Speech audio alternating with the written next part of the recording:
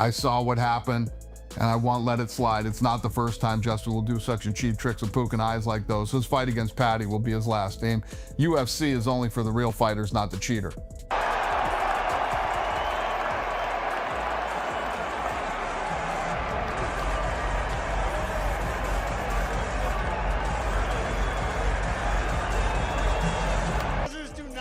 That Scouser does not get knocked out. Hold on. My God.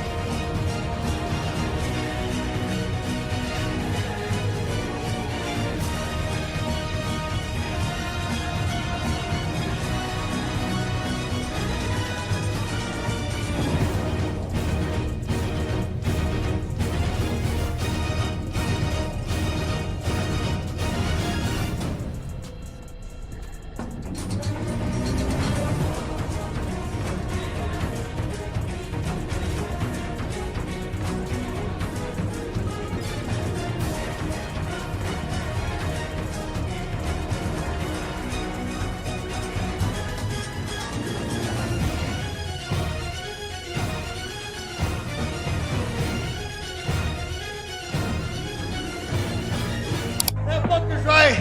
Scousers do not get knocked. That Scouser does not get knocked out. I'm a Scouser. We don't get knocked out. We don't get knocked out. I take that all day. Hold on. My God. What a fucking gangster.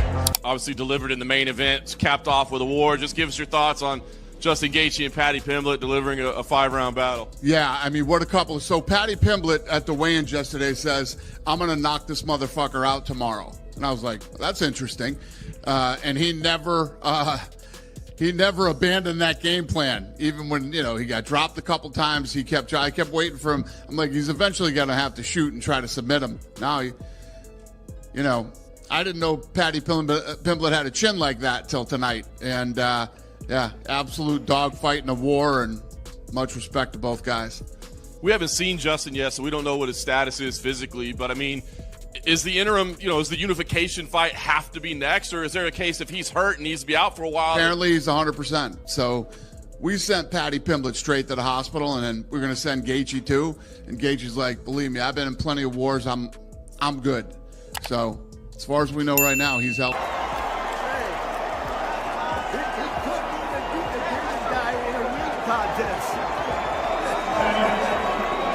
When the fight between Paddy Pimblett and Justin Gaethje finally ended, the conversation immediately shifted from predictions to reality.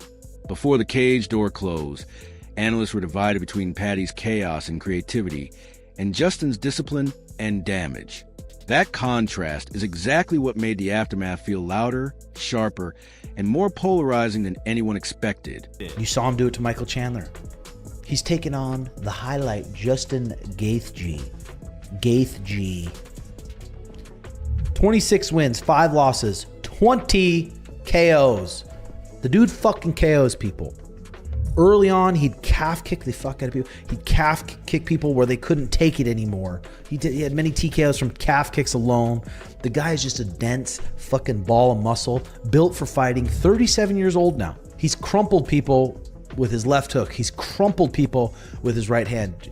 Paddy Pimblett is going to have to be very careful throwing his flurries on Justin Gaethje. Justin Gaethje will sit down and rip a left hook, or sit down, drop his head, and launch a right hand. That's Justin Gaethje's ways to win. He could KO Paddy. Tim Welch's breakdown aged like a time capsule because he warned everyone that Justin Gaethje doesn't need volume to change a fight, only moments. His calf kicks and planted counters were never about flash, but about forcing mistakes. Every time Paddy burst forward swinging, the tension between aggression and danger became painfully obvious. Tim also made it clear that this fight was never a safe pick for either side. The longer it went, the more it drifted toward chaos, and chaos is where Paddy Pimblett thrives. That's where scrambles turn into control, and control turns into exhaustion, which is why Tim leans slightly toward Paddy, without ever sounding fully confident. I'd love to see fucking Justin Gaethje with the title around his waist. He earned it. Justin Gaethje's fought all these fucking monsters his whole goddamn career. Edson Barbosa, Donald Cerrone, Eddie Alvarez, Dustin Poirier, Khabib, Michael Chandler, Charles Oliveira, Fiziev twice, Dustin Poirier again, Max Holloway. Like, holy shit. He's fought the elite. So I'd love to see Justin Gaethje get it done. If I had to put, fuck, this is hard. If someone gave me $10,000 to bet with and they said, hey, put it on who you think's going to win. God. I'm going to say 60-40. 60-40. 40% chance that Justin Gaethje knocks Paddy Pimblett out. Hits him on his chin. When Paddy Pimblett's flurrying, hits him right on his fucking, hits him right on the scouser chin. Bunk. Gets dropped. 40% chance, I think. 60% chance this fight, Justin's not able to find him. It's a little bit, it's like a spastic, weird style. Paddy Pimblett puts him on his back. It's going to be a long night for Justin. When the discussion turned to legacy, the list of names attached to Justin Gaethje changed the tone completely. Fighters like Dustin Poirier, Eddie Alvarez, Charles Oliveira, Max Holloway, and Khabib Nurmagomedov aren't just opponents. They represent entire eras. Surviving that level of competition earns respect before the bell even rings. That perspective framed Justin as a proven constant rather than a mystery. Paddy Pimblett, by contrast, represented volatility, unpredictability, and youth. That's why predictions kept circling back to the same idea. Justin only needed one clean connection, but Paddy only needed one successful scramble to flip the entire fight on its head. Will you be served with Pimblett? Maybe. Gaethje, experience, good striker. He's well-rounded everywhere, but he's got to use the assets of a smaller guy. We've seen it, where you got to box, you got to use your legs, you got to set traps. You know, he's got the capability of doing that. Outmaneuver, outflank Pimblett. You know, Pimblett, let me tell you, he has improved a lot over the last 2 years. He really has, bud. He has gotten better. He's gotten more. You could see he's come into his own. Confidence-wise, physically, he's in great shape. They usually all are. But he's improved. His striking has improved. He's a good wrestler, grappler.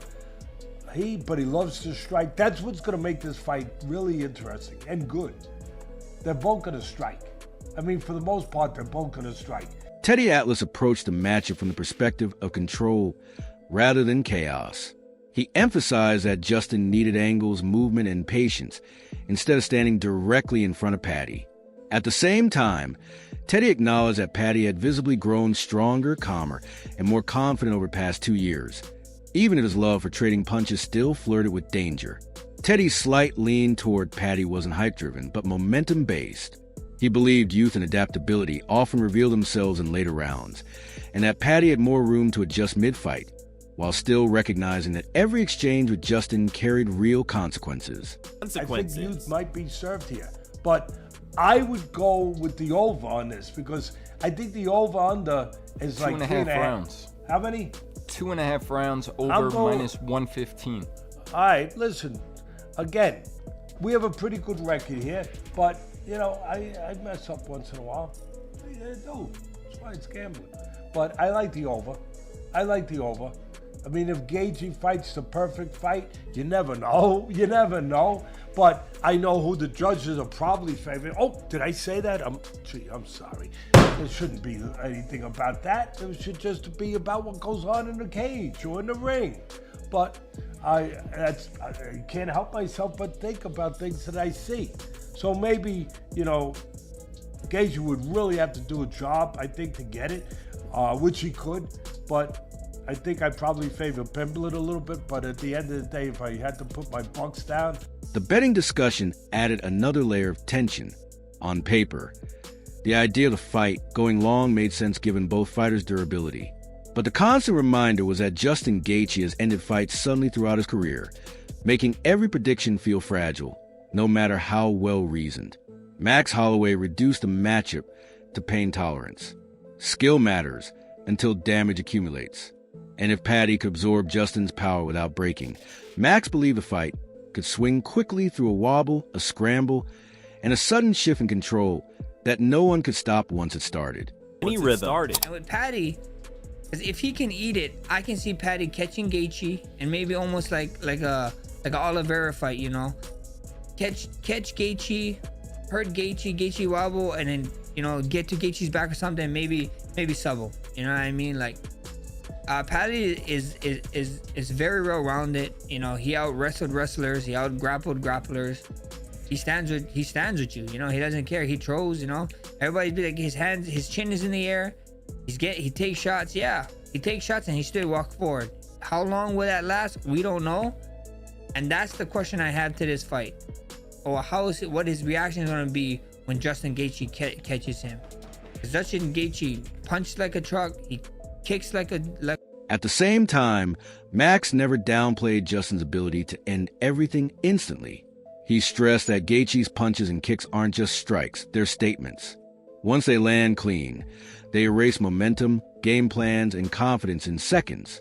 For many observers, the fight remained a true coin flip, defined by two clear paths and nothing in between. Either Justin broke Paddy with sustained damage, or Paddy survived long enough to impose his grappling. That binary outcome is what made the matchup so compelling. For me, this is a flip-up, bro. I'm not surprised if any of these guys win, because I can see two clear paths to these guys winning. I can see Gaethje catching Paddy, you know, putting him down, finishing him. Then I can see Pimblett catching Paddy, Pimblett catching Gaethje, maybe knock him out or hurt him enough to where he can get a submission. You know, I think so. Paramount, the UFC did a really great really great job for putting this first Paramount card together. From the main card, the first main card fight, to the main event is sick. It's gonna be action-packed, and you fans are gonna love it. You know, the new fans are gonna love it. I mean, Gaethje is just violence. Paddy Pimblett doesn't run away from violence. It's gonna be a fun fight. Like I said, I don't know who to choose. I'm not choosing no one. I see both guys. I think this is a coin flip.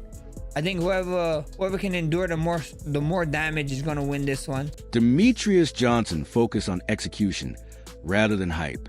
He explained that Paddy needed to stay dynamic, force scrambles, and attack submissions opportunistically.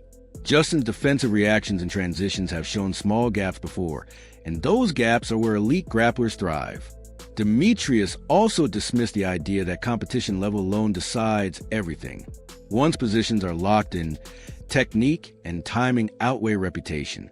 He pointed out that Paddy's control on the mat has consistently shown real substance, regardless of the name across from him. named But across with from that him. being said, let me get to the keys of victory for both these guys. When you look at Paddy Pimblett, keys of victory for Paddy Pimblett has got to be dynamic. We're starting to see Paddy Pimblett become more comfortable inside the octagon. So the key victory number one for Paddy Pimblett is be dynamic, meaning that if Justin Gaethje puts you against the cage, don't be scared to do a flying triangle. If Justin Gaethje tries to go for a dump, go for a Kimura, because 9 out of 10 times when he does that, he's able to turn it into something that favors him in the fight. Key victory number two, grapple. You know, when you look at Justin Gaethje's past fight, when people grapple him that have a good grappling ability, he seems to have hard times with grapplers, where people, you know, when people drop him, Charles Oliveira dropped him, he crossed the void, jumped on him, got his back, submitted with a rear naked choke. You look when he fought Habib took him down, passed his guard, mounted him, got a triangle from top and rolled to his back. Now I feel like Paddy Pimblett has that grappling ability that can oppose some problems to Justin Gaethje. But as predictions stacked up, the narrative shifted away from who looked better on paper and toward who could adapt under fire. Justin Gaethje represented accumulated damage, experience, and composure. Paddy Pimblett represented growth, belief, and a willingness to walk directly into danger without hesitation. Now that the fight is over and theory has collided with reality, the only question left is which version you believed in. The proven violence of Justin Gaethje or the relentless chaos of Paddy Pimblett. Because this fight was never about certainty. It was about choosing which kind of risk you trusted more.